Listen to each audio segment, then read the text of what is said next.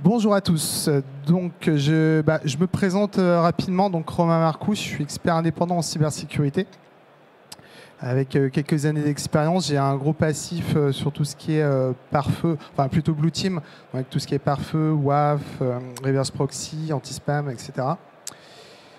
Et j'ai eu la chance de travailler avec plus de 300 clients de tout type, de toute taille, de la PME au grand compte, de la commune au ministère. J'ai eu cette chance, ce qui fait que je connais pas mal tous les contextes, quasiment tous les contextes clients.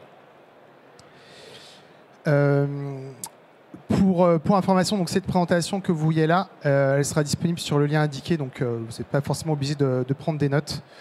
Voilà, c'est mon site /FIT 2025. Et j'ai aussi une autre conf demain qui sera à peu près la même que celle-là, mais plus orientée serveur web, qui sera aussi disponible. Alors, pour bien comprendre le sujet, j'ai fait un petit schéma très simple. En bas, vous avez votre système d'information de votre entreprise. Donc d'un côté vos users, de l'autre côté vos serveurs, dont certains expositions Internet. Et au milieu, vous avez votre pare-feu. Donc vous êtes connecté à Internet. Vos utilisateurs, ils vont sur Internet. Donc premier vecteur de menace. Après, vous avez aussi vos utilisateurs extérieurs. Donc, vos utilisateurs extérieurs, ça va être vos utilisateurs qui sont connectés en VPN, des utilisateurs qui sont connectés à des frontaux web, qui sont dans votre DMZ, typiquement. Et sur Internet, on a aussi les méchants, les cyberattaquants. Eux, ils peuvent arriver et ressortir via différents canaux. Donc, déjà, ils vont essayer d'attaquer directement vos serveurs qui sont exposés sur Internet, serveurs VPN, serveurs web, etc. Et donc, c'est là où on va repérer tout un tas d'IP qui vont faire du scan, ils vont faire du surfacing pour essayer de trouver des cibles. Et ils vont aussi chercher des vulnérabilités ou ils vont essayer de faire du brute force. Après, on a aussi les utilisateurs qui, on a beau essayer de les sensibiliser, ils ne vont pas réussir forcément à faire... ils vont finir par se faire prendre par les attaques des cyberattaquants, notamment de phishing. Et du coup, là, les menaces, pareil, ça va être des serveurs donc de phishing, soit via le domaine, soit via l'IP, ou aussi on va avoir des hashes de fichiers malveillants qui vont être téléchargés par les utilisateurs. Donc voilà, on voit le trafic légitime en vert et tout le trafic malveillant en rouge. Donc il faut savoir une chose, c'est qu'il y a quand vous exposez un serveur sur Internet, il y a le monde entier qui va essayer, qui va pouvoir y accéder, qui va essayer de trouver des vulnérabilités. Donc là, j'ai fait une capture chez un de mes clients. J'ai pris 4 IP au hasard. On pourrait croire que c'est des serveurs légitimes. Le problème, c'est que chez ce client-là, il expose que des éléments sur... ces utilisateurs sont que en France. Donc là, déjà, on voit qu'il y a 4 IP qui viennent de 4 pays différents et aucun qui sont la France. En fait, si on regarde un peu ces IP, si on les vérifie sur un site, le plus connu, enfin le meilleur, je trouve, c'est abusipdb.com. Si on vérifie ces IP sur abusipdb.com, qui est un site communautaire, on va se rendre compte que ces IP font du trafic plus ou moins malveillant. Donc là, on a une IP cambodgienne, on a une IP japonaise, etc. Et toutes ces IP, en fait, sont plus ou moins malveillantes. Et donc, on ne sait pas forcément ce qu'elles font comme ça. Au niveau de votre pare-feu, on va juste voir que on a eu un SYN, on a une connexion TCP. Alors, tout d'abord, on va faire quelques statistiques par rapport à ces IP. Parce que grâce au projet que je vais vous présenter juste après, j'ai pu faire toutes ces statistiques. Donc déjà au niveau des pays. Donc si on regarde la nationalité des IP qui font tous ces scans, ces recherches de vulnérabilité sur vos serveurs, on va se rendre compte qu'il y a beaucoup d'IP chinoises, ensuite beaucoup d'IP américaines. Alors on pourrait se dire pourquoi. En fait, c'est étroitement lié au fait que ces pays-là ont beaucoup d'adresses IP publiques. Notamment les États-Unis, mais la Chine aussi, ils ont beaucoup d'adresses IP publiques. Du coup, forcément, au ratio, il y a plus d'IP malveillantes qui viennent de ces pays. Après, il y a des pays aussi plus petits qui vont se retrouver dans la liste. Et eux, par exemple, ils ont des plus gros ratios d'IP malveillants par rapport au nombre total d'IP. On peut faire aussi des statistiques par rapport à tout ce qui est AS. Et donc là, c'est pareil, on va voir que on va retrouver les opérateurs chinois, puisque les Chinois sont premiers. On va retrouver ChinaNet, China Unicom. Et on va retrouver aussi tout un tas de... on va retrouver beaucoup d'hébergeurs. Donc forcément, on va retrouver le Big Free, hein, donc avec Azure, Microsoft, avec Google Cloud Platform, avec AWS. Et on va retrouver notamment des hébergeurs. Est-ce qu'on a Digital Ocean? Alors, voilà, Digital Ocean, vous ne connaissez pas forcément. Ils font pas mal de hosting pour les développeurs. Et en fait, ils ont très, très, très mauvaise réputation. Ils ont un ratio d'IP malveillante par rapport à leur nombre total d'IP qui est vraiment dégueu. Et c'est pour ça qu'on les retrouve en 4e position. Donc, on peut se poser aussi la question, c'est qui utilise ces IP malveillantes? Et là, on a 3 cas de figure. Déjà, on a l'attaquant qui va utiliser ses propres serveurs, ses propres IP. Parce que souvent, quand c'est des attaquants qui sont notamment en Russie, en fait, ils n'ont pas forcément besoin de se protéger parce qu'ils savent qu'ils n'ont pas de soucis derrière.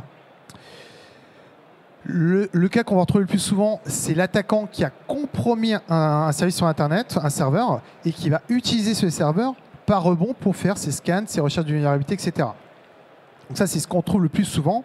Et c'est ce que je constate aussi quand je vois des IP compromises, enfin malveillantes françaises, et que je regarde ce qu'il y a derrière, bah souvent, en fait, ces applications, c'est des IP qui appartiennent à des entreprises françaises qui ont exposé un service, il est vulnérable, l'attaquant a la main dessus, il utilise cet IP légitime, cet IP avec bonne réputation, pour faire ses méfaits. Et après, il y a le 3e cas, c'est des services légitimes qui scannent Internet en permanence, ou qui font du crawling. Donc, on va retrouver bien sûr Googlebot, BigBot et tous les bots des moteurs de recherche. Et on va retrouver tous les sites qui scannent en permanence Internet et qui proposent, alors, en public ou qu'à leurs clients privés, ces données comme Shodan et comme Sensis. Et maintenant, je vais vous présenter mes agrégations d'IP, domaine et hash. Alors déjà, petite question, vote à main levée. Dans la salle qui a un pare-feu Fortinet. Pas mal. Un pare-feu Checkpoint. Un peu moins, logique. Un pare-feu Palo Alto. Un petit peu moins, logique aussi. Palo Alto, Fortinet sont leaders, mais Palo Alto, c'est plus sur du grand compte. Alors que Fortinet, ils sont plus, un peu plus larges au niveau du portefeuille. Pare-feu Sophos. Ouais, WatchGuard. Ok. Sonic Wall. Ok. Et j'ai oublié qui Storm Shield, oui, bien sûr. La licorne française. Un peu de Storm Shield. Très bien, parfait. C'est juste pour que je m'adapte un peu au public et je vous expliquerai un peu tout ça après. Alors, je vous explique un peu la genèse du projet. Alors, dernière question. Est-ce que dans la salle, il y en a qui connaissent mon confrère Laurent Mine? M-I-2-N-E. Laurent Mine? Non, pas forcément. Un petit peu. Ok. Alors, Laurent, c'est un confrère belge. Il est ici présent sur le salon, sur son stand de son employeur. Et en fait, il maintient depuis début 2023 une liste d'IP malveillantes qui constitue lui-même à partir de différentes sources auxquelles il a accès. Et donc, sa liste d'IP malveillantes, elle a grossi petit à petit. Et en septembre 2023, j'ai 2 de mes clients en même temps qui me disent « Ah ouais, Romain, on utilise la liste d'IP malveillante de Laurent Mine, mais le problème, c'est qu'elle a dépassé les 131 000 IP. Et 131 000 IP, c'est le maximum d'IP qu'on peut avoir sur une seule URL, sur un seul fichier, dans un FortiGate. » Donc, comme ils savent que je fais plein de choses, ils m'ont dit « Est-ce que tu pourrais pas splitter en 2 la liste de Laurent Mine pour que je puisse avoir toutes les IP de Laurent Mine protégées sur mon Fortier ?» Je fais écoute, pas de souci. J'en parle à Laurent, il me dit ok, il n'y a pas de souci. Donc je fais mon propre GitHub, je récupère sa source et je la split en 2. Et en gros, je fais des segments de 131 000 IP et comme ça, mes clients ont pu les ajouter. Et puis après, je me dis, Laurent, il fait son truc, mais en fait, il y en a d'autres des listes publiques que je connais. Il y a BusyPDB, il y en a tout un tas. Et je me dis, il doit y avoir quelqu'un qui les agrège. Et je regarde. Il y a quelqu'un sur GitHub qui s'appelle StatParm, mais il en agrège pas beaucoup. Et je me dis, en fait, il n'y a personne qui fait ce taf. Donc je lui dis, je vais essayer de faire ça. Donc du coup, c'est là où naît mon projet en septembre 2023. Donc j'agrège ces IP malveillantes, ces sources IP malveillantes, et que je mets à dispo sur GitHub. Alors, je fais pas que ça. Je fais plein d'autres choses. Ça m'a pris pas mal de temps. Donc depuis, ça tourne. Mais notamment, qu'est-ce que je fais? Déjà, je vérifie la pertinence des sources. Avant d'ajouter une source, je regarde le pourcentage d'IP malveillantes entre déjà mon agrégation et la nouvelle source. Donc normalement, il y a plus ou moins d'IP communes. Et celles qui ne sont pas communes, je vérifie si ces IP-là sont vraiment malveillantes ou si c'est que du faux positif. Après avoir vérifié la pertinence de cette source, j'ordonne toutes les IP dans mon agrégation. C'est-à-dire qu'une IP malveillante, si elle est dans beaucoup de sources, elle va être en premier. Si elle est dans une seule source, elle va être en dernier. Je fais un sort sous Linux. Et en gros, les premières sources, les premières IP, c'est celles qui sont les plus malveillantes. Donc là, je vous ai mis un petit extrait. Ça, c'est la stat de ce matin, avant de venir. Donc on a 15 IP qui sont dans 11 sources, sachant que j'en ai plus, 136 qui sont dans 10 sources, etc. etc. Jusqu'à la fin, il y a 400 000 IP qui sont dans une seule source. Donc, du coup, si vous faites le total, vous vous rendez compte que en fait, j'ai plus de 500 000 IP dans mon agrégation, ce qui fait qu'elle est très pertinente. On le verra plus tard. Après, chose très importante que ne fait quasiment aucune de mes sources, c'est la suppression des faux positifs. J'y reviendrai tout à l'heure. Très important, parce que j'ai plein d'utilisateurs, dont certains ici présents, qui me remontent des faux positifs. Du coup, j'analyse, je whitelist, je regarde où je mets des expressions régulières, des regex pour industrialiser tout ça. Après, ma liste, elle se met à jour toutes les heures, contrairement à différentes sources qui se mettent à jour de temps en temps. Laurent, il les met à jour tous les 2 jours. Moi, c'est mis à jour toutes les heures. Donc, vous pouvez récupérer la mise à jour toutes les heures sur vos équipements. Et donc, comme je vous le disais, c'est disponible gratuitement sur GitHub. Donc, si on reprend mon petit schéma de tout à l'heure, j'ai 4 agrégations sur mon GitHub. Donc, sur vos flux entrants, vous allez pouvoir utiliser Malicious IP. Alors, vous ne l'avez pas bien, mais vous verrez, il y a le lien sur mon GitHub à la fin, et c'est tout expliqué. Malicious IP, ça, c'est mon agrégation d'IP malveillantes en entrée qui font du scan, qui font du brute force, qui font des recherches de vulnérabilité. On est entre 500 000 et 600 000 IP. Et après, sur tout le trafic sortant vos users, en sortie, donc là, j'ai une autre agrégation d'IP qui fait entre 100 et 150 000 IP. Donc là, c'est des IP qui hébergent du malware, qui sont utilisés par les malwares, qui sont utilisés par des serveurs command control, C2, qui sont utilisés pour du phishing. J'ai une agrégation de domaines malveillants, notamment de phishing, ou utilisés par des malwares. Et j'ai une 4e agrégation de hash malveillants, parce qu'il y a tout un tas de ressources sur Internet qui agrègent ces hashes. Alors mes sources publiques, comme c'est les sources publiques que j'agrège, elles sont toutes listées sur mon GitHub. Là, je vous les ai mises. Donc sur Malicious IP, qui est mes sources, mes IP malveillantes en entrée. Donc on va retrouver le CM AbuseIPDB, qui est une grosse communauté de honeypots. Alienwalt aussi, qui est un site communautaire, on peut déposer ses ressources. Minimary Defense, Blocklist.de aussi, qui est un site bien connu aussi pour le spam. Etc. Donc github.com de Gitoxy, donc c'est le célèbre Laurent Mine dont je vous parlais tout à l'heure. Projet Honeypot, un autre projet communautaire de Honeypot. Snort, qui depuis a été racheté par Cisco, et StabPalm.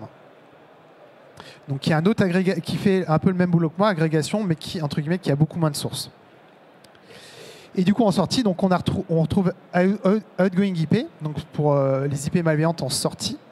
Et donc là, c'est pas du tout les mêmes sources, vous vous rendez compte. Donc il y a abuse.ch, qui est un très très important site suisse qui remonte beaucoup de CTI. En 3e, là, vous avez l'ANSI qui met à dispo sur un MISP public des IP malveillantes. Et tout un tas de services, vous avez Malwarebytes aussi, etc. URL Abuse. L'Université de Toulouse, vous devez connaître la liste de domaines catégorisés de l'Université de Toulouse. Et bien en fait, dans la liste de l'Université de Toulouse, il y a des IP, etc. Donc là, pareil, pour Malicious Domain, vous devez connaître Red Flags, qui est une liste de domaines malveillants entretenus par quelqu'un qui qui bosse, enfin je suis en contact avec lui, qui est très proche qui est membre de la FNIC.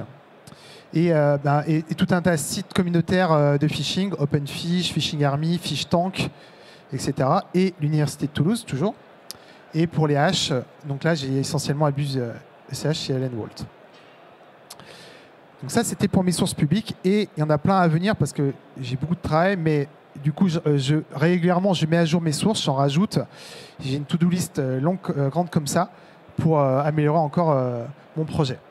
Et si il y a des sources que vous connaissez qui ne sont pas dans cette liste, n'hésitez pas à m'envoyer un message. Je les rajoute à ma to-do list et je vais les rajouter incessamment sous peu. Alors, je vous ai parlé tout à l'heure que je supprime les faux positifs. C'est très important parce que sinon, ça bloque plein de trafic légitime. Donc, sur tout ce qui est IP, donc, je supprime toutes les IP de Googlebot, de Bingbot pour éviter que vos sites soient déréférencés. Tout ce qui est serveur de CDN, donc tout ce qui est Cloudflare et compagnie, parce qu'en fait, tous ces serveurs, on passe par ces IP-là pour accéder à plein de sites derrière. Donc, c'est pas parce qu'il y a une IP qui est remontée malveillante qu'en fait qu'elle l'est. C'est juste qu'elle protège potentiellement un site malveillant.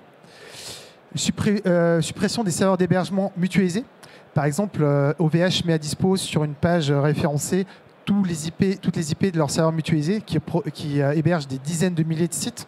Donc, c'est pas parce qu'il y a l'IP qui remonte pour un site qu'elle est malveillante. Et sur les domaines, là également, j'ai énormément de faux positifs. Et donc, du coup, là, c'est pareil. Je récupère le top 1 million des domaines les plus consultés et je les supprime parce qu'il y a très peu de chances qu'ils soient malveillants. Mais il arrive qu'il y ait des domaines malveillants dans ce top 1 million et je fais de la CTI dessus. En fait, je regarde qu'est-ce qui ressort et je fais un tri pour les réinjecter malgré la suppression. Voilà, il y a tout un travail, toute une intelligence que je fais qui est mis à jour toutes les heures qui me permet d'avoir une agrégation super pertinente. Donc, qu'est-ce qu'elles font ces IP malveillantes? En entrée, donc comme je l'ai dit, elles font du scan de port, elles font du brute force de mot de passe sur vos murs d'authentification et elles vont rechercher des vulnérabilités. Elles vont faire des get, elles vont essayer de chercher des vulnérabilités sur vos WordPress, sur vos sites web, sur vos services web, sur vos VPN, etc. En sortie, donc comme j'ai dit, c'est du phishing, c'est du malware, c'est du serveur C2. Alors maintenant, comment implémenter ces listes? Donc là, on va pouvoir les implémenter, comme je vous ai demandé tout à l'heure, sur vos pare-feux.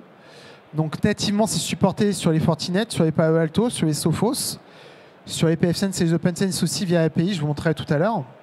Sur vos WAF, vos reverse proxy, on peut le faire sur un FortiWeb, on peut le faire sur un F5.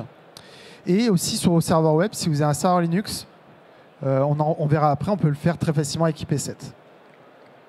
Alors comment ça marche? Vous allez sur mon GitHub, donc ça c'est l'adresse de mon GitHub, c'est facile, hein, c'est mon nom, Romain Marcoux. Après, donc vous allez dessus, donc vous avez les 4 repos, et dessus en fait vous allez vous retrouver donc avec différents types de fichiers. Il y a le fichier qui est splitté en fichier de 300 000 IP. Il y a le fichier 40K avec les 40 IP les plus malveillantes. Ça, c'est pour les petits pare-feux Palo Alto qui ont pas beaucoup, qui sont limités à 50 000 objets. Et après, il y a mes segments full AA, full AAB, etc. Ça, c'est les segments qui sont les segments initiaux qui sont splittés en 131 000 IP. Donc là, dans le README, vous pouvez récupérer directement les URL. Et après, si on prend l'exemple d'application sur les pare-feux FortiGate, c'est directement natif. Vous allez dans la Security Fabric, External Connector, Create New, vous prenez IP adresse en bas, et après, vous avez copier-coller l'IP de mon premier segment, vous mettez une mise à jour toutes les heures, parce que je le mets à jour toutes les heures, et vous activez. Et après, vous n'avez qu'à faire cette manip pour les premiers segments, sachant qu'actuellement, il y a les 5 ou 6 premiers segments où il y a des IP. Il faut juste faire attention si vous avez un petit FortiGate en dessous des 100F, vous êtes un peu limité en mémoire, il faut peut-être mettre que les 2 premiers segments. Sur les 100F qui n'ont que 2 Go de RAM avant 2020, il faut faire attention aussi. Sur le boîtier plus gros, il n'y a pas de souci. Et après, en fait, vous avez qu'à le mettre dans une règle de filtrage. Donc vous créez votre règle de filtrage, Zone 1 vers Zone LAN. Vous mettez mes blocklists que vous allez retrouver dans IPFret Feeds. Et après, vous faites bloquer. Et vous avez votre règle. Donc si on regarde mes listes, en fait, elles viennent en complément que ce que proposent déjà les FortiGate. Donc là, si je prends par exemple la conf que j'ai fait chez un client, en premier, je bloque toutes les ISDB, toutes les ISDB malveillantes qu'on va retrouver sur les FortiGate, avec tous les scanners, Shodan, Sensis et compagnie. Et après seulement, je vais mettre ma liste d'IP malveillantes. On verra après pour les statistiques. Et juste une chose, si vous êtes encore en OS inférieur à 7.2, ou si vous avez déjà mis en place des listes comme ça, il faut juste faire un petit edit in CLI, il faut faire un set match VIP enable. C'est un paramètre qui est par défaut si vous créez la règle à partir de la 7.2. Si vous avez un Palo Alto INKB, c'est pareil, c'est un peu pareil. Vous ajoutez les feeds et vous pouvez les bloquer. J'ai mis le lien d'AKB en bas. Si vous avez un Sophos, c'est pareil. C'est à partir de l'OS 21, c'est le dernier. Vous pouvez nativement ajouter des listes. Donc eux, ils ont mis suite CrowdSec et suite Greynoise. CrowdSec, ils sont présents sur le salon. Et donc vous pouvez ajouter mes feeds. Et sur Linux, il suffit d'installer le paquet IP7. Après, vous créez une liste. Donc vous faites un IP7 create blacklist. Vous faites un petit script qui télécharge mes segments. Et après, vous faites une petite boucle qui va ajouter toutes les IP de mon fichier dans votre blacklist. Et après, vous n'avez plus qu'à bloquer la blacklist dans votre IP table.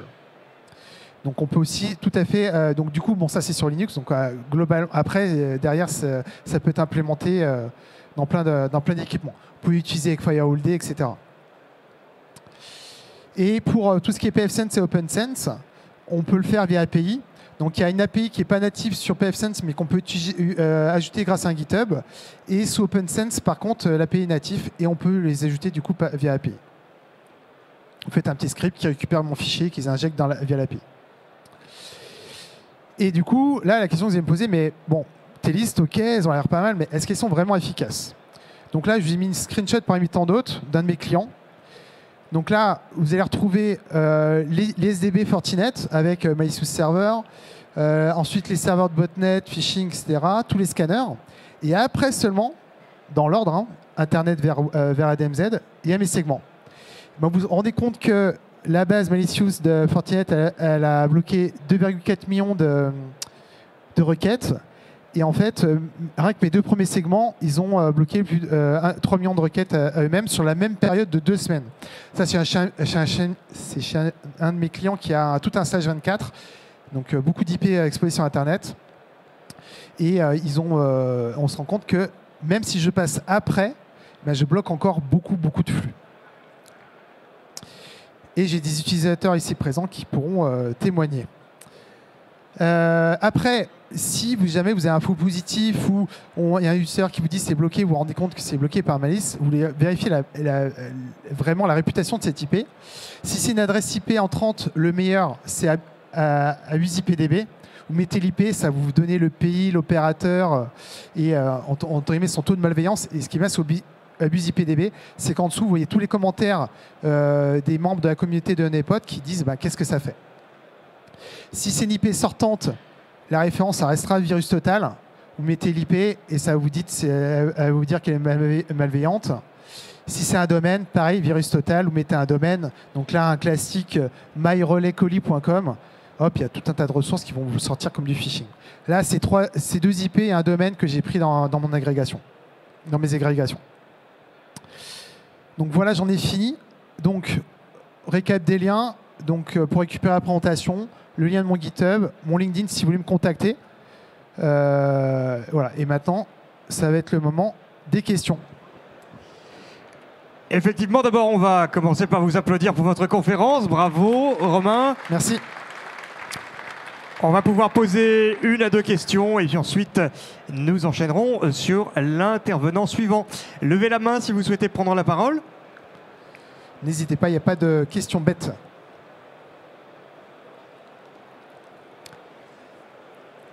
Oui.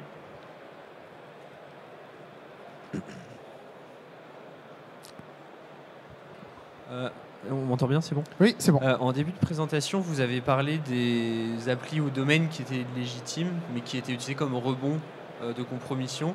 Et comment vous faites dans votre liste pour faire en sorte que vous ne bloquiez pas du coup des services qui seraient à la fois légitimes et malveillants, c'est-à-dire des services qui seraient à la fois des vrais, enfin à la fois légitimes et malveillants, ça les deux.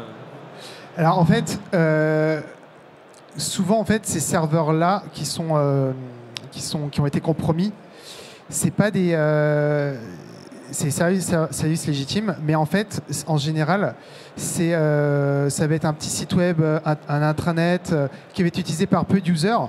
Et du coup, s'il est bloqué, il se retrouve dans la liste, c'est tant mieux, parce que du coup, l'attaquant, enfin l'utilisateur légitime, il va se dire bah, ça marche plus, c'est bizarre. Il va se rendre compte qu'il est dans ma liste, il va se rendre compte qu'il est compromis. Il va aller sur AbuseIPDB, il va voir tous les gens qui l'ont repéré comme compromis. Et il va se dire ah, j'ai un problème. Et effectivement, ça. Alors moi, j'essaie de faire un peu de veille sur les IP françaises. Et par exemple, il y a une société, elle a été compromise. Elle venait d'être compromise. Via Reverse DNS, j'ai vu que j'ai identifié cette entreprise, je leur envoie un mail. Ouais, je leur ai expliqué. Et ça leur a permis de. Ils n'étaient pas au courant. Je leur ai appris qu'ils ont été compromises.